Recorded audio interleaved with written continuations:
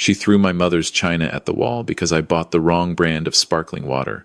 That's when I stopped loving her. I was standing in my own kitchen, watching a gravy boat that had survived 3 generations shatter against Italian marble countertops, and I felt something inside me go quiet.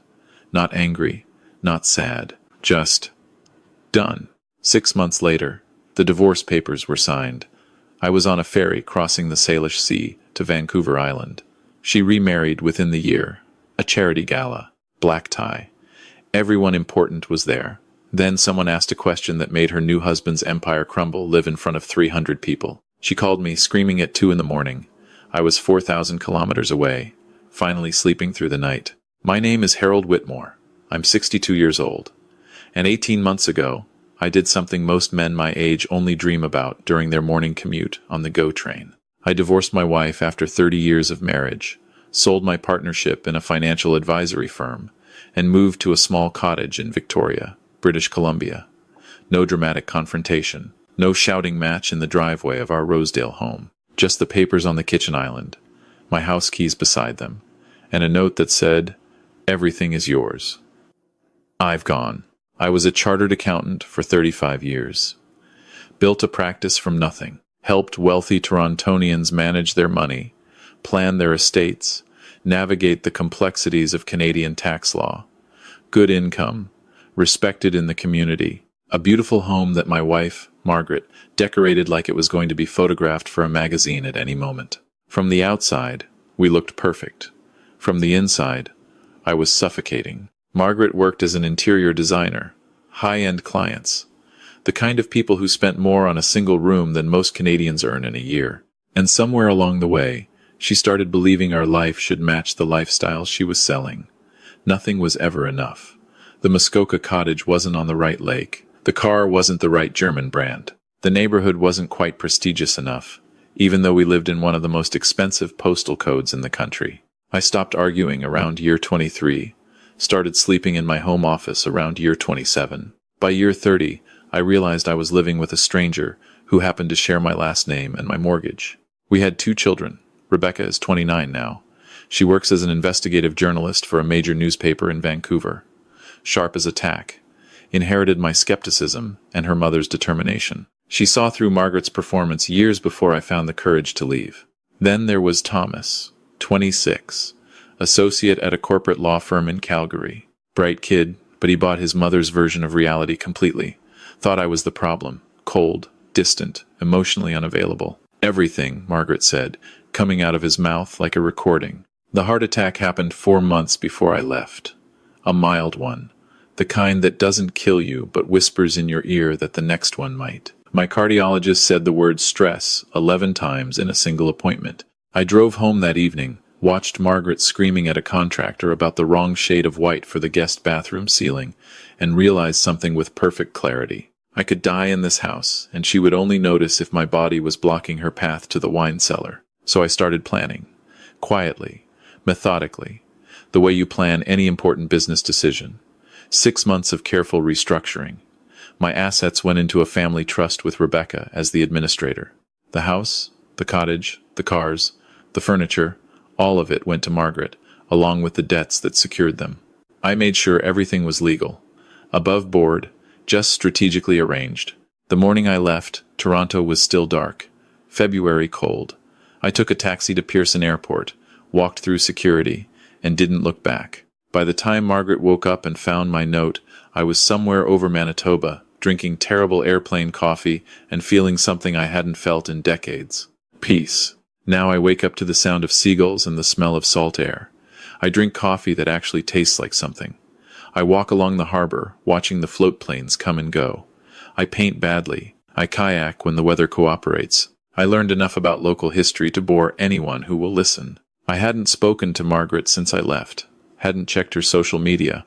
Hadn't asked mutual friends. I already knew how it would go. She would mourn for a week, rage for 2, then find someone new to fill the void. I was right. I got divorced and moved across the country. My ex-wife immediately married her new partner. I found out from a message from someone I barely remembered, but that's a story for later. Right now, I'm sitting on my deck in Victoria, watching a cruise ship glide into the inner harbor, And I'm about to tell you what happened when my ex-wife's perfect new life collided with the past she tried to erase. Life in Victoria had a rhythm I had forgotten existed. No alarm clocks, no client calls, no Margaret interrupting breakfast to complain about why I had chosen the wrong brand of organic maple syrup. Just me, the Pacific breeze, and a city that had survived earthquakes and economic crashes and still knew how to breathe. I had been there 5 months when the message arrived. I was at my usual spot, a small coffee shop on Government Street where the owner, a retired fisherman named Frank, had stopped correcting my pronunciation of local place names and just smiled when I tried. I was sketching the Parliament buildings across the harbor, something I had picked up to keep my hands busy, when my phone buzzed. It was a message from Peter Ambrose, a guy I knew from university. We had lost touch sometime during the Mulroney years. His profile picture showed him gray at the temples, holding a golden retriever, looking content with life. The message was short. Hey Harold, long time. Don't know if you care, but thought you should know. Margaret is getting married. Next month. Big charity gala in Toronto. The guy's name is Victor Pennington, real estate developer. Thought you might want a heads up. Take care, old friend. I read it twice. Put down my phone. Picked up my coffee. The mug was warm in my palm. Solid. Real. I wasn't angry. I wasn't hurt. I was curious. The way you're curious about a television show, you stopped watching halfway through the season. Victor Pennington. I knew the name. Flashy type.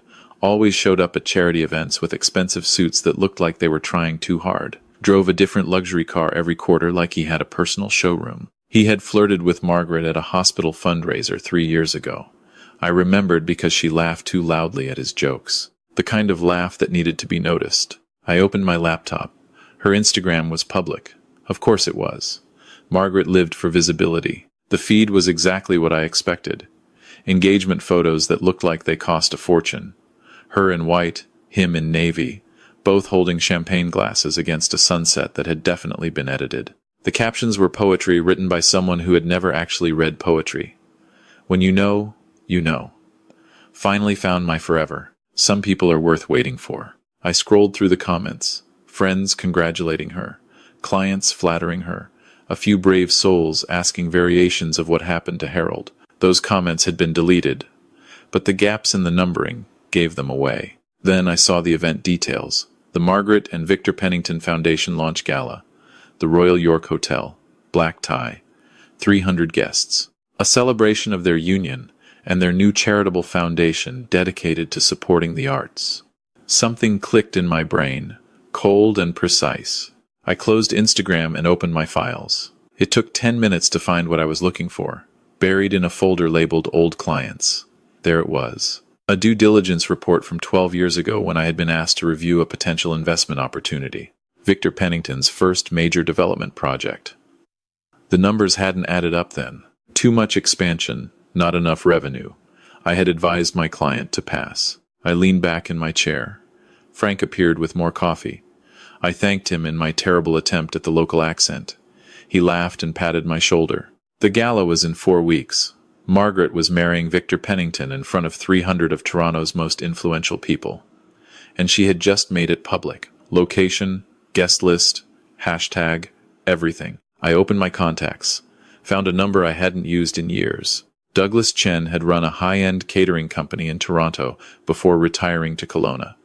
I had helped him restructure a deal that saved his business in 2012. He told me if I ever needed anything, just call. I called. He answered on the third ring, voice warm and surprised. We talked for 5 minutes. Then I explained what I needed.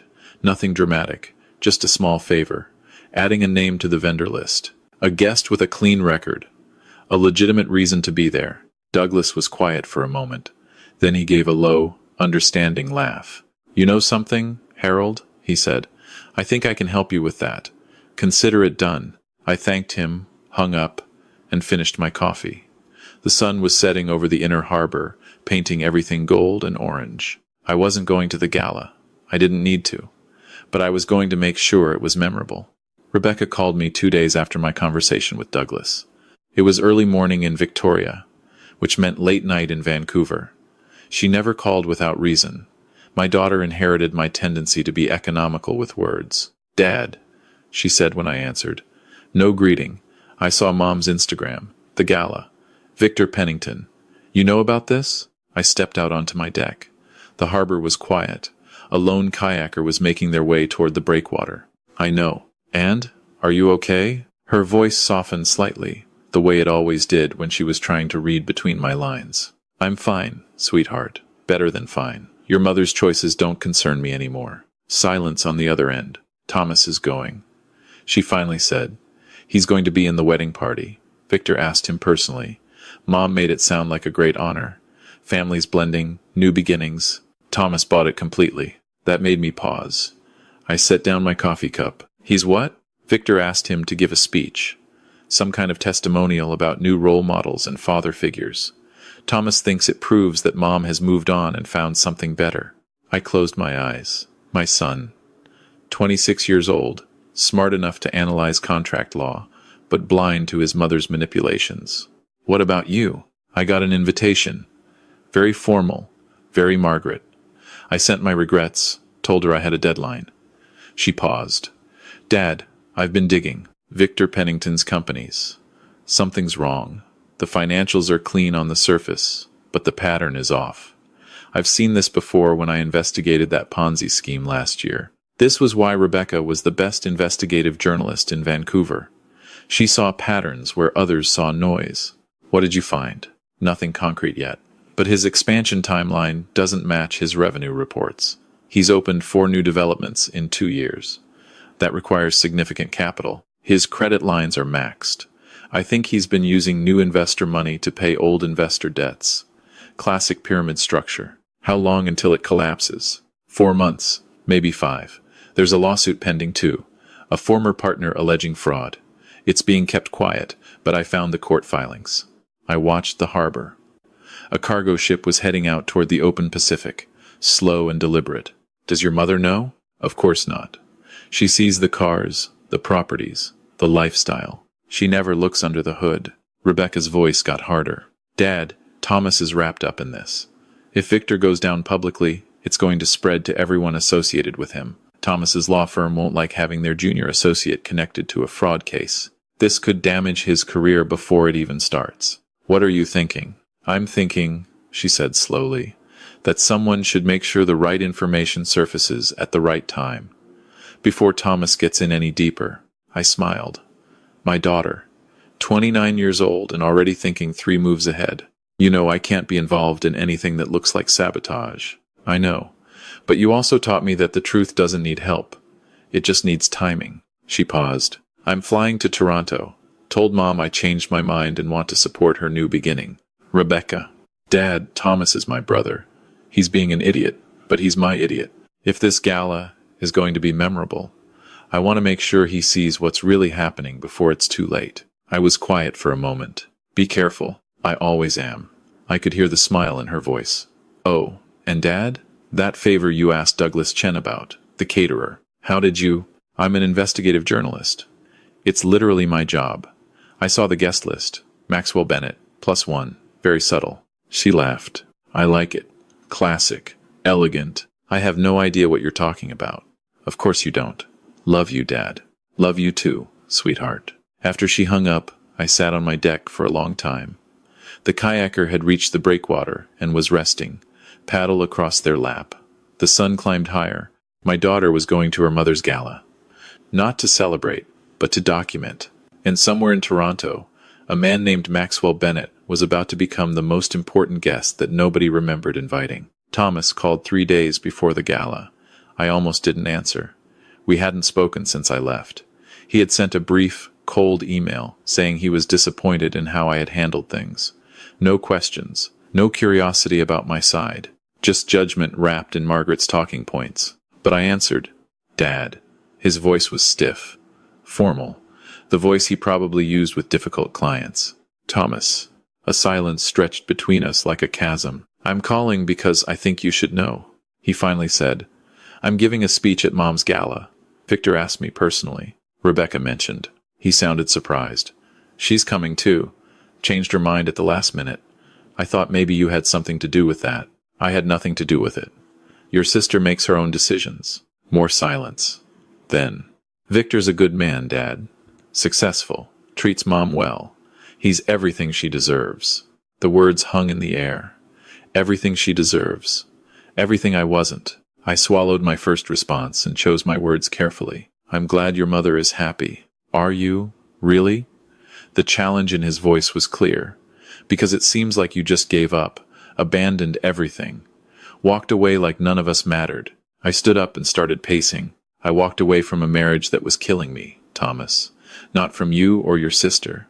I had a heart attack. Mild, but real. My doctor told me the stress was going to finish what genetics started. So I made a choice. By running away? By saving my own life. My voice was harder now. And if you think that's weakness, then your mother taught you well. He was quiet. I could hear traffic in the background. Calgary noise. Thomas, I said, softer now. I know Victor. Not well, but enough. Just promise me one thing. When you're up there giving your speech, pay attention. Not to what people say. To what they don't say. What's that supposed to mean? It means the best lawyers do due diligence. They verify. They look at the fundamentals, not just the performance. I paused. You're good at that. Don't stop doing it just because it's family. I don't need career advice, Dad. I'm not talking about your career. I'm talking about your judgment. I walked back to the deck. Victor Pennington built something impressive. Very impressive. Ask yourself how. Ask yourself if the numbers add up. You're trying to sabotage this.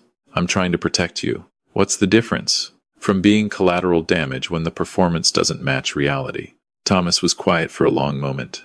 I have to go. The rehearsal dinner is in a few days. I need to prepare my speech. Thomas. Goodbye, Dad. The call dropped. I put down my phone and looked out at Victoria. The city was waking up fully, filling with sound and movement and life. Somewhere in Calgary, my son was angry at me for leaving. Somewhere in Vancouver, my daughter was packing a suitcase and preparing to document a disaster. And somewhere in Toronto, Margaret was about to marry a man whose empire was built on a foundation that was already starting to crack. I picked up my phone again, sent a message to Rebecca. Keep an eye on your brother. The response came immediately. Already on it. The rehearsal dinner happened without me, but Rebecca sent updates like she was covering breaking news. Short messages, clinical observations, no emotion, just facts. Arrived. Margaret looks nervous. Victor is overcompensating. Thomas's speech was about new beginnings. Didn't mention you once. Maxwell Bennett just introduced himself to Victor. Said he's an old family friend from the Maritimes. Victor bought it completely. That last message made me smile. I was sitting in my cottage, drinking a glass of wine from the Okanagan and watching the lights reflect on the harbor. The image of Victor Pennington shaking hands with a phantom was satisfying in ways I couldn't articulate. Rebecca called an hour later. I could hear background noise, music, conversation. He's perfect, Dad, she said quietly. She must have stepped outside. Maxwell, mid-70s, looks like someone's grandfather. He's got this whole backstory about knowing the Bennett family from Halifax. Complete fiction, but he sells it brilliantly.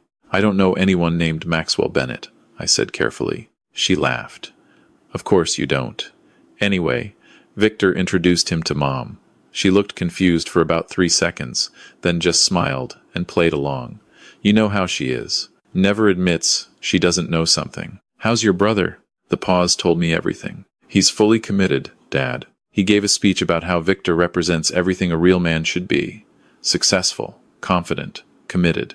Her voice was bitter. The subtext wasn't subtle. And you? I smiled, clapped, played the supportive daughter, then spent 20 minutes in the bathroom searching public records on my phone.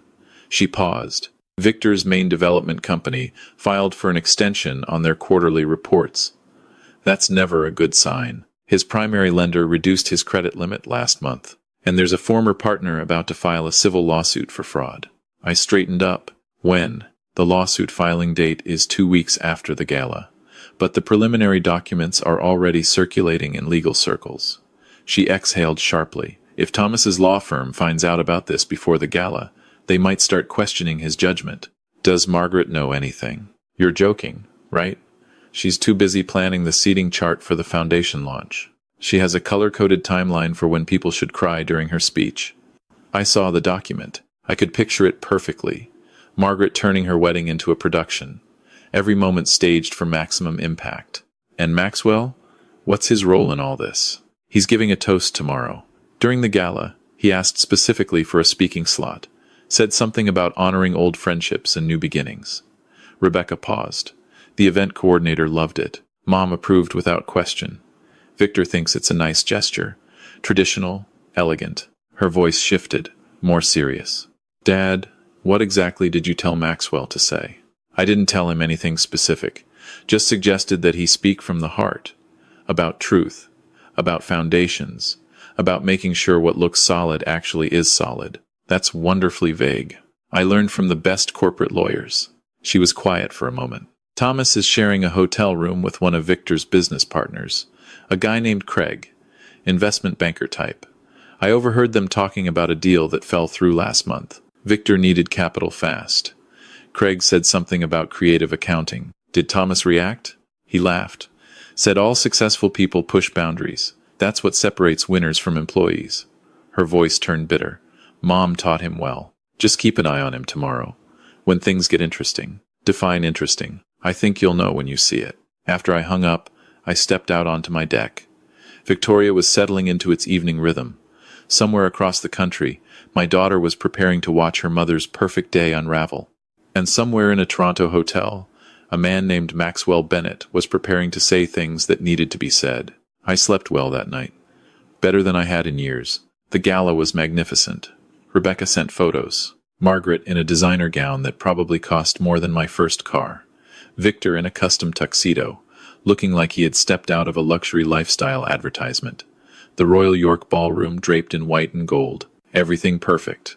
Everything staged. The ceremony went smoothly. Speeches that sounded like they had been written by a greeting card company. Readings about love and partnership and forever. Thomas stood beside Victor, smiling, like life was exactly as it should be. Then came the main event. Rebecca's messages arrived faster now. Speeches starting. Victor's business partner just made a joke about his expensive taste. Everyone laughed. Thomas is next. This is going to be painful. Maxwell is after Thomas. I waited. 5 minutes. 10. Then my phone rang. Dad. Rebecca's voice was tight. Urgent. You need to hear this. I'm recording. She must have held up her phone, because suddenly I could hear the gala. Thomas's voice came through clearly, amplified by the ballroom's excellent acoustics. Victor Pennington is the kind of man we should all aspire to be, my son was saying. He built an empire through hard work and vision. He treats my mother like a queen. He's shown me what true success looks like. To Victor and Mom, may your future be as bright as your past is forgotten. As bright as your past is forgotten. The dig was clear. I was the past. The failure. The thing they had moved beyond. Applause. Glasses clinking. Then Rebecca's voice came back, breathless. It's Maxwell's turn. Here we go. The crowd noise faded. I heard someone clear their throat, then a voice, older, measured, carrying the kind of authority that makes people listen. Good evening, everyone. My name is Maxwell Bennett, and I've known the Pennington family for many years. The lie was delivered with perfect confidence. I wanted to take this moment to celebrate this union, but also to talk about something important. Truth. The ballroom grew quieter. I could hear it through the phone. Margaret, you look absolutely radiant. Victor, you've clearly made quite an impression. He paused. I've been in business a long time. I've seen many deals, many partnerships, and the ones that last are built on solid foundations. Not appearances, not promises, foundations. Another pause. Longer this time. So I want to propose a toast. To Margaret and her second chance at happiness. His voice echoed through the ballroom like it was made for it. And to Harold, wherever he is tonight, probably somewhere peaceful, probably painting something, probably finally able to breathe. I held my breath. Margaret, I hope you're certain you made a good trade, my dear. Because from where I'm standing, it looks like you might have exchanged solid ground for quicksand. Absolute silence. The kind that makes the air feel thick. But hey, Maxwell continued, his voice lighter now. What do I know? I'm just an old man who believes in asking questions. Questions like, how does someone open 4 major developments in 2 years without traditional financing? Or why would a successful businessman need to restructure his credit lines every quarter? Or what happens when the music stops and everyone's looking for a chair? I could hear movement now, confusion, someone trying to get to the microphone. Anyway, Maxwell concluded softly, to the happy couple, may your forever be stronger than your past, and may you both receive exactly what you deserve. Then the call became chaotic, voices overlapping, someone shouting, music starting suddenly, too loud, trying to drown out the disaster. Rebecca came back, gasping, "Dad, oh my God, Mom just ran out of the ballroom. Victor's face is purple. Thomas looks like he's been hit by a truck. Half the room is on their phones. The other half is pretending nothing happened. Where's Margaret now? Outside. I can see her through the window. She's pacing. She just pulled out her phone." Rebecca paused. "Dad, she's calling someone. I think she's calling you." My phone buzzed. Margaret's name appeared on the screen, a number I had deleted but still recognized. "I have to go," I said to Rebecca. "Keep an eye on your brother. He's going to need you." I switched calls. "Margaret, you." Her voice shook with rage. "You sent someone to crash my gala. You planned this. You planted that man. I have no idea what you're talking about. I'm in British Columbia. Don't lie to me. That speech, those questions, that was you. You couldn't face me yourself, so you sent a mercenary to ruin my evening. Your evening isn't ruined because of me, Margaret. It's ruined because you built it on sand and called it concrete." She was breathing hard. I could picture her in her expensive gown, perfect makeup. World crumbling. "You're pathetic. You always were. Couldn't handle that I moved on. Found someone better. I don't care that you moved on. I care that our son is going to be collateral damage when your new husband's house of cards collapses." Victor is what? Going to defend you? Explain away those questions? My voice stayed calm. "Margaret, the man can't even explain his own finances. Good luck explaining your choices." She made a sound somewhere between a sob and a scream. Then the line went dead. I put down my phone and looked out at Victoria. The harbor lights reflected on the water like fallen stars that had decided to stay. Across the country, my ex-wife's perfect gala had just become unforgettable. And somewhere in that chaos, my son was starting to ask the questions he should have asked months ago. The truth doesn't need permission to speak. It just needs good acoustics and the right moment. The video went viral within hours. Someone at the gala, probably one of the younger guests, recorded Maxwell's entire toast and posted it to TikTok. By morning Victoria time, it had 500,000 views. By evening, over 4 million. The caption read, "Gala toast destroys billionaire's new wife. Wait for it." The comment section was merciless. Did he just ask if she traded down? Brutal. The way her face changes at the 38-second mark. She knows. May you both receive exactly what you deserve. That's the most elegant murder I've ever witnessed. Someone created a compilation video. Margaret's face frozen at the exact moment Maxwell said quicksand. Zoomed in, slow motion. Her smile dissolving. The champagne glass tilting. Understanding spreading across her features like spilled ink. It became a meme within 24 hours. Margaret's gala face showed up on Reddit, Twitter, Instagram. People used it to illustrate regret, bad decisions, instant karma. There were comparison videos, before and after photos, opinion pieces about wealthy people and their performative relationships. Rebecca sent me the links. "Dad, this is everywhere. Mom's name is trending. Her design clients are calling. People are asking questions." I scrolled through the content, felt nothing, no satisfaction, no guilt, just the distant observation of consequences, arriving on schedule. Then Thomas called. "Dad."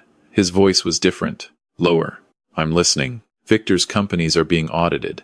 That lawsuit Maxwell mentioned went public yesterday. A former partner is alleging that Victor used investor money to cover personal debts. The banks are freezing his assets." He paused. "My firm called me in, asked about my relationship with Victor, asked if I had any knowledge of his financial situation before the gala. What did you tell them?" "The truth. That I didn't know.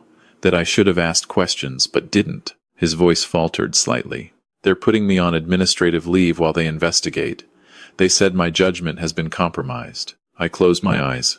"I'm sorry, son." "Are you? Because you knew. You knew this would happen, and you still let me walk into it. I warned you. I told you to look at the fundamentals. You called it sabotage.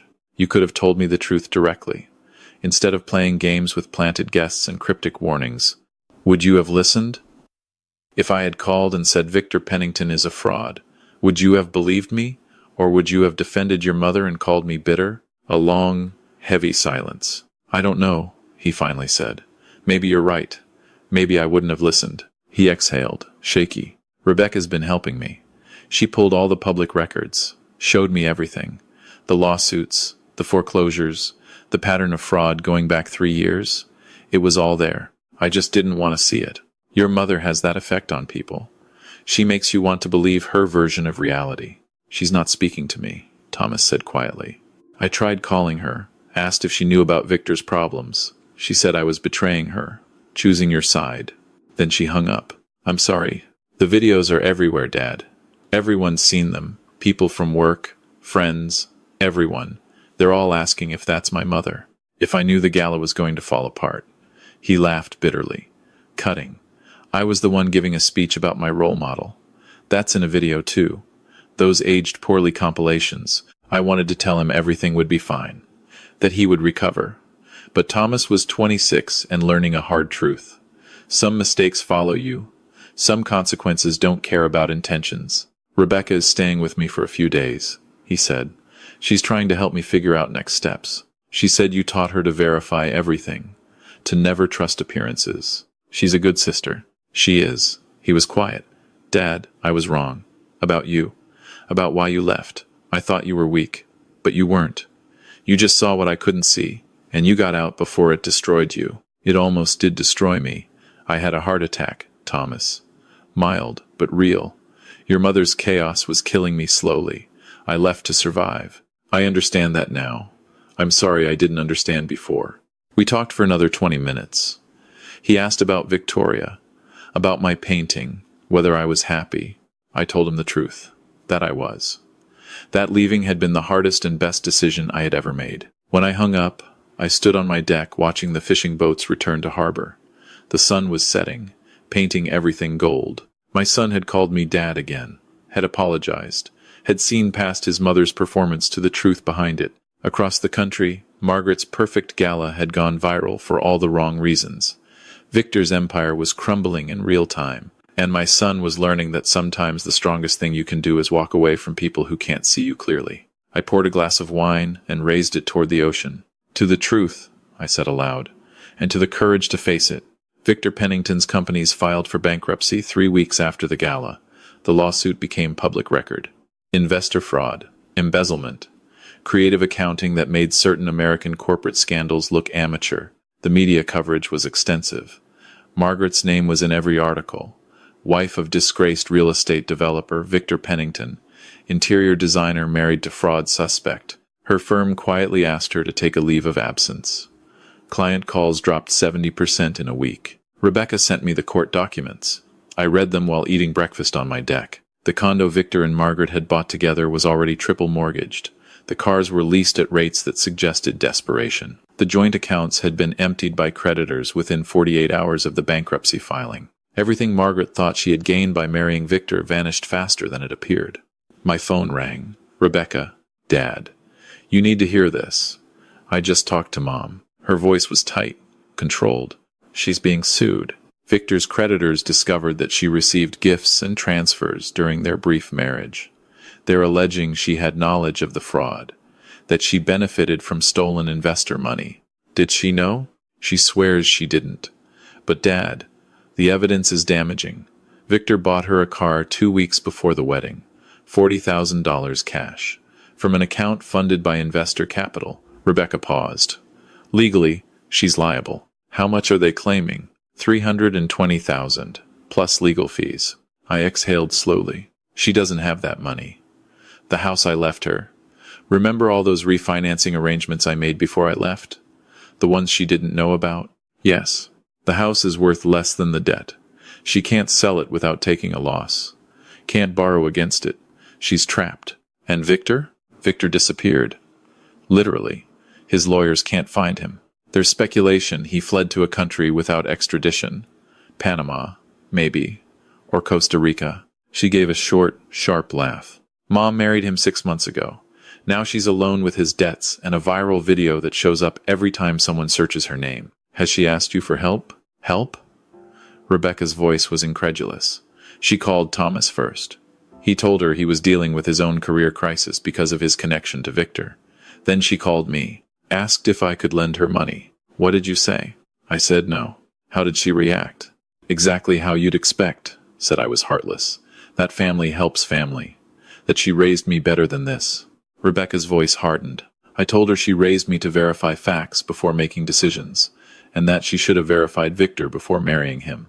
I imagine that went over well. She hung up, then texted that I'm just like you, cold, calculating, incapable of real love. She paused.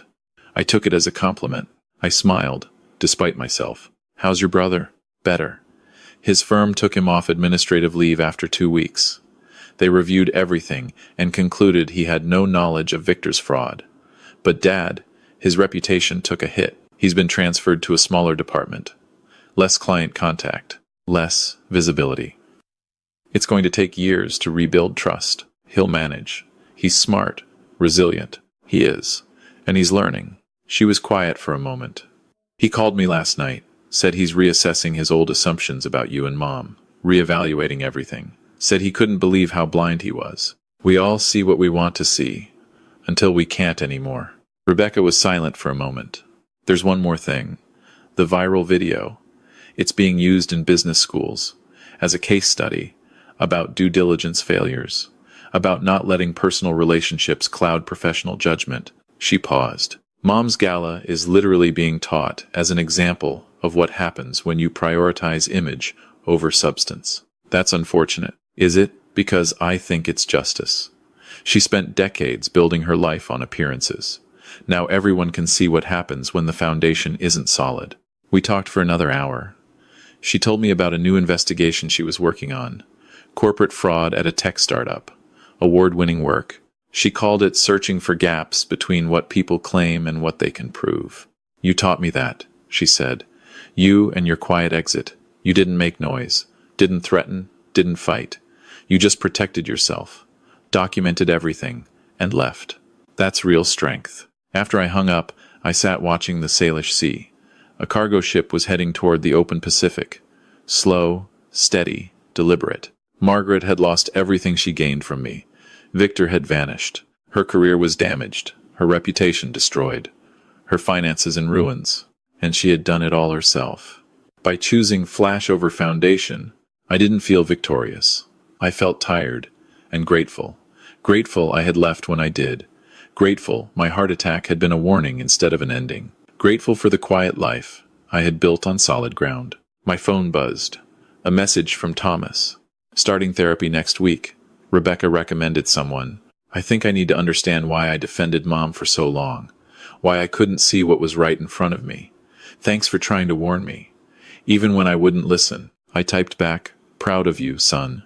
That takes real courage. His response came immediately. Learned from the best. 8 months after the gala, things began settling into a new normal. Victor Pennington was indicted on 17 counts of investor fraud. Margaret sold the house at a significant loss. Moved to a small apartment in a neighborhood she used to call transitional. Her design practice was effectively over. Thomas called me every Sunday now. We talked for an hour, sometimes more. He was rebuilding slowly. His firm had transferred him to a different division, working with smaller clients, less prestigious deals. He told me it was humbling but necessary. I'm learning to ask questions I should have asked years ago, he said during one call. Not just about finances, about people, about myself. That's growth. It's painful, but I think you needed it. I did. He paused. I talked to Mom last week. She asked if I could help with rent. I said no. How did that feel? Terrible. And right. His voice was firm now. She spent my whole childhood teaching me that family means sacrifice, but she never sacrificed anything.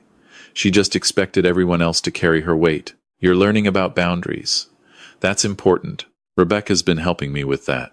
She has boundaries like castle walls. He laughed. She told Mom straight up, I'm not your retirement plan or your emotional support animal. Figure it out yourself. Your sister has always been direct. She has. I'm grateful for it now. He was quiet. Dad, I'm seeing someone. Her name is Sophie. She's a nurse. Nothing glamorous. Nothing flashy. She's just genuine. When I told her about the gala disaster, about Mom, about everything, she didn't judge me. She just asked if I had learned from it. Smart woman. She is. I think you'd like her. Maybe when you visit Ontario, you could meet her. I'd like that. When we hung up, I stepped outside. Victoria was glowing in late afternoon light. The Parliament buildings reflected in the harbor. Somewhere across the country, my ex-wife was facing consequences she had built for herself. But I didn't think about her much anymore. I thought about my children, about the life I had rebuilt, about second chances and solid foundations. 14 months after leaving Margaret, I met someone. Her name was Yuki, 60 years old, Japanese-Canadian, third generation.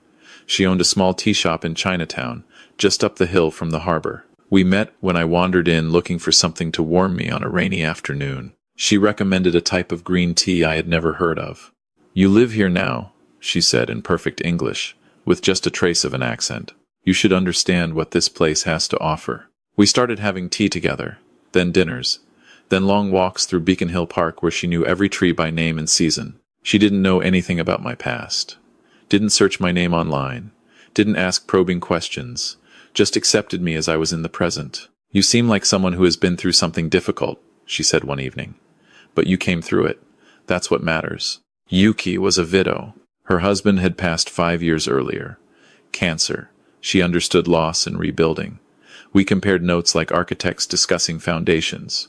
"The second time you build something," she said, "you build better, because you know what actually holds weight." Thomas met her when he visited Victoria. They talked about books for 2 hours.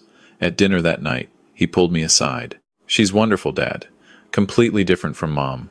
She actually listens when you talk. Really listens." He looked at me intently. "Are you happy?" I thought about it. The question I had stopped asking myself years ago. "Yes. Genuinely happy." "Good. You deserve that."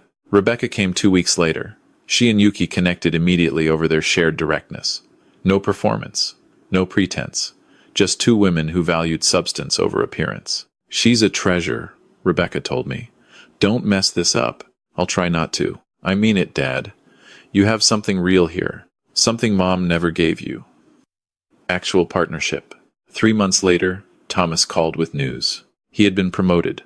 His firm recognized his improved judgment, his careful approach, his willingness to ask difficult questions. "They said I'm the most thorough analyst they have now," he said, pride evident in his voice. "Because I verify everything. Don't trust anything at face value. I'm proud of you, son. I learned from you, the hard way. But I learned." Margaret eventually declared bankruptcy. The lawsuits, the debts, the underwater house. She couldn't recover. Her parents helped her move to Vancouver Island of all places, though far from Victoria. I heard she was working in retail furniture sales, a long way from luxury interior design. I didn't feel triumphant, just sad for the years wasted, for the woman who could have been a partner but chose to be a performer. Victor Pennington was sentenced to 12 years in federal prison. Investor fraud, wire fraud, money laundering. His developments were liquidated. The victims recovered about 30 cents on the dollar. One evening, Yuki and I sat on my deck. The sun was setting over the Salish Sea, painting everything amber and rose. She was reading poetry aloud in Japanese, translating passages for me. I was sketching her profile. "You know what I love about you?" she said suddenly. "Tell me." "You're present. Completely present. Not performing. Not planning 3 moves ahead. Just here." It took me 62 years to learn that. Better late than never. She smiled. "Your children are visiting soon?" "Thomas is planning to come for Christmas. Rebecca might come for New Year's. They want to meet your children too. Blended families at our age." She laughed. "My mother would have opinions. Let her have them. We're building something real. That's all that matters." She took my hand. We sat watching the harbor turn from gold to silver as the sun disappeared. Ferries crossed toward the mainland. Seaplanes landed in the inner harbor. The city settled into its evening rhythm. I thought about the man I used to be, stressed, suffocating, slowly dying in a beautiful house with a woman who never saw him. That man felt like someone I had known briefly but never understood. This man, sitting on a deck in Victoria with a woman who knew his present better than his past. This was someone I had fought to become, someone who had chosen peace over performance, truth over image, foundation over facade. My phone buzzed, a message from Thomas. Sophie said, "Yes, we're engaged. Can we have the wedding in Victoria? Small, real, just people who actually matter. You and Yuki could help plan it." I showed the message to Yuki. She smiled, eyes bright. "Tell him yes," she said. "Tell him it would be an honor." I typed back, "Congratulations, son. Victoria sounds perfect. We'll make it beautiful. The right kind of beautiful." His response came immediately. "Thanks, Dad. For everything. For showing me what real strength looks like. I love you." I put down my phone, looked at Yuki, at the harbor, at the city I had chosen to call home. "This is good," I said. "Yes," Yuki agreed. "This is very good." And for the first time in a very long time, I wasn't waiting for the worst to happen, wasn't planning an escape, wasn't bracing for chaos. I was just living, with complete honesty, on solid ground. The truth, I have learned, doesn't need anyone's permission to surface. It just needs the right moment. And sometimes that moment comes in the form of a single question asked in a ballroom with excellent acoustics. But here's what I wish I had known 30 years ago. What I hope anyone listening to this story might take away. You cannot love someone into seeing your worth. You cannot sacrifice yourself into being valued. And you cannot build anything lasting on a foundation of appearances and denial. Real strength isn't dramatic confrontation. It isn't winning arguments or proving points. Sometimes real strength is the quiet courage to walk away from situations that are slowly killing you, to choose peace over performance, to prioritize your own survival when no one else will. My heart attack was a warning. I was lucky enough to listen. Not everyone gets that second chance. To anyone out there stuck in a relationship that's suffocating them, wondering if they're the problem, watching their health decline while trying to meet standards that keep shifting, I want you to know your life matters, your peace matters, and sometimes the bravest thing you can do is leave a beautiful cage and build something real somewhere else. The people who truly love you will find their way to you, eventually. My children did. It took time and pain and public humiliation, but they saw the truth in the end. As for those who choose performance over substance, who value image over integrity, the universe has a way of bringing consequences home, not through revenge, not through sabotage, just through the natural collapse of anything built on sand. I'm 63 now, healthier than I've been in decades, surrounded by people who see me clearly and love me anyway, building a life on solid ground.